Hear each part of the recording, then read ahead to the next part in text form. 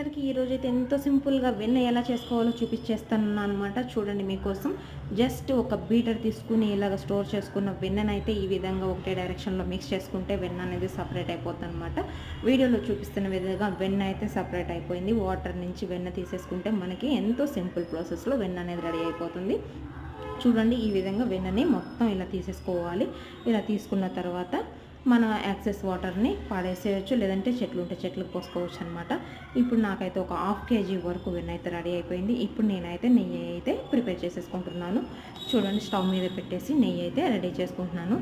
ఇట్లాగా నెయ్యి చాలా సింపుల్ ప్రాసెస్లో అయితే చేసుకోవచ్చు అనమాట. ఫైనల్గా నాకైతే నెయ్యి రెడీ అయిపోయింది. చాలా కలర్ఫుల్ అండ్ ఫ్లేవర్గా రావాలంటే గోల్డెన్ బ్రౌన్ కలర్ వచ్చేంత వరకు నెయ్యిని వేట్ చేయండి. ఇలా వేట్ చేస్తే చాలా ఫ్లేవర్గా అండ్ టేస్టీగా ఉంటుంది అనమాట నెయ్యి.